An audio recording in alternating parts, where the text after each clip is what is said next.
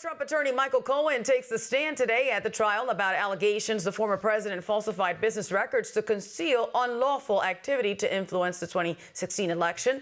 That includes payments to an adult film actress. While Cohen was initially expected to be the star witness, he was convicted of lying to Congress and disbarred, so his credibility is in question. Nonetheless, he is likely the most significant witness in Bragg's case because he is the only one who could potentially tie Trump to the alleged unlawful payments to Stormy Daniels and Karen McDougal, the two women alleging affairs with Trump more than a decade ago.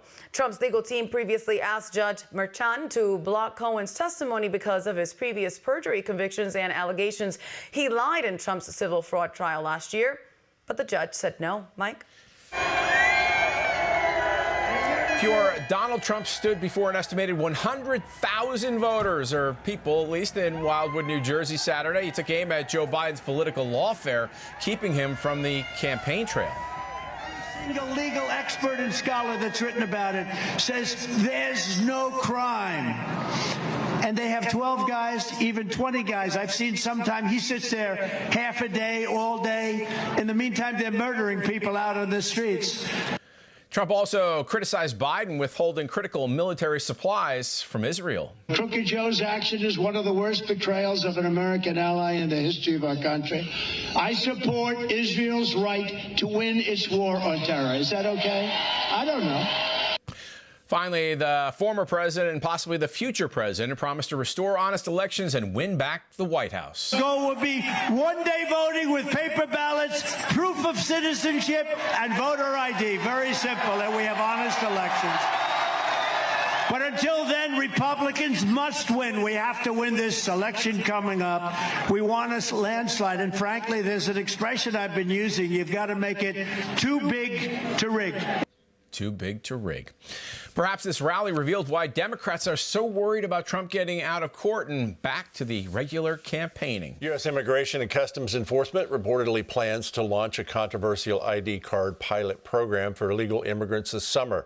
According to Fox News, the program, dubbed ICE Secure Docket Card, will initially distribute around 10,000 cards in 3 or 4 U.S. locations. While not an official federal ID, the secure card will indicate it is for use by the Department of Homeland Security after background checks. ICE argues that current paper documentation poses security risk and inefficiencies.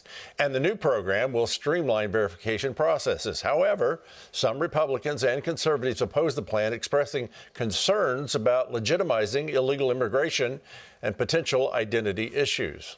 So let's talk with the president of wallbuilders.com, co-author of The American Story, Victory News contributor Tim Barton. Welcome back to Victory News.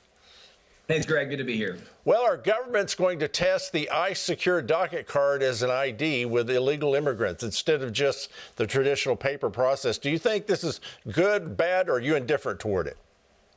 Yeah, well, I don't think it's a good decision for lots of reasons. One of the things we've already seen several states do in the last year or two is take moves to allow the potential for non-citizens to vote in elections. Well, we've seen, for example, we know that non-citizens can get a social security number. And in states like California, among others, Arizona, there's multiple states that have moved this direction. They allow people to register by mail using only their social security number, so they don't even have to show a valid ID. Well, now, even though the government's saying, no, this isn't really a valid ID, it's just an ID issued by the government that's valid, but it's not a valid ID. It's ludicrous to imagine that they're going to have an ID and then they're going to be more limited because this is going to help you track them down more. This is absolutely a misdirect, right? This is the magician's trick to make you watch the wrong hand, because the idea that now having some kind of ID is going to help with the immigration problem, you haven't secured the border. So the idea of giving a different kind of ID rather than some kind of paperwork to these illegal citizens, and that's going to solve problems, that doesn't solve the problem. You haven't closed the border.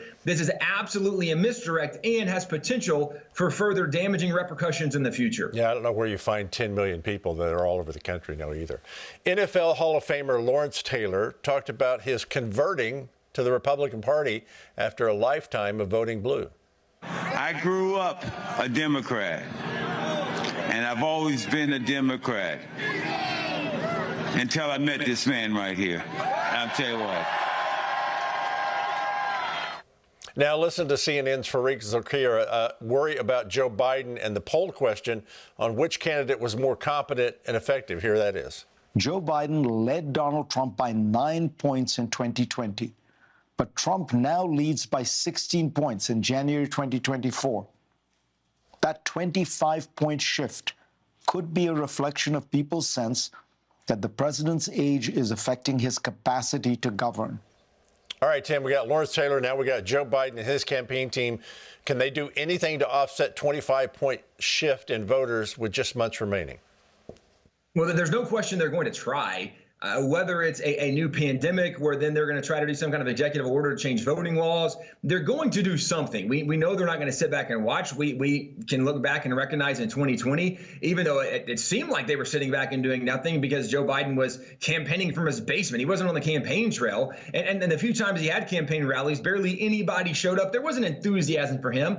There was a dislike for Trump, and that certainly motivated a lot of people. But looking back now, it does seem like there was fraud in many areas. Now, to what extent was there fraud? Was it enough to change the outcome of the election? Not totally sure. But if you factor in what Facebook was doing with Zuckerbucks, right, with what Mark Zuckerberg was doing, what Google was doing with suppressing things, and what Twitter was doing before Elon Musk took it over, when, again, censoring stories and free speech, they were certainly impacting the election. So I think the Biden team is certainly working, collaborating. They have a strategy. I don't know what it is yet, but it's not something that is going to be compelling, I don't think, to the American people because they're seeing through this nonsense right now. They are. Let's talk about the trial for a minute because they're trying to tie him up with the trial. Alvin Bragg's star witness, Michael Cohen, is on the stand today in New York City. I want to get your reaction to what his former lawyer, Lanny Davis, said about Cohen on MSNBC. He's confident that he is telling the truth. And when you have the truth and you don't worry about telling the truth, it gives you confidence no matter what the attack is. He's confident that he's got the facts and they're fully corroborated by others. Okay, he's been convicted for not telling the truth in the past. Tim, how is anyone supposed to believe what we just heard when he has been convicted otherwise? Right, and not just convicted about lying about President Trump under oath. So this wasn't like you lied about a totally different issue. No, you lied about the same man you are now testifying about again. So it seems to me he can't have a lot of credibility with the jury. That's certainly something that Trump's lawyers will use against anything he might say. Can we really trust this guy? And It doesn't seem like that this should be your star witness. So it does seem hopeful for Trump on some level. It's what they have left. Tim Barton, thank you so much. Back to you in a moment.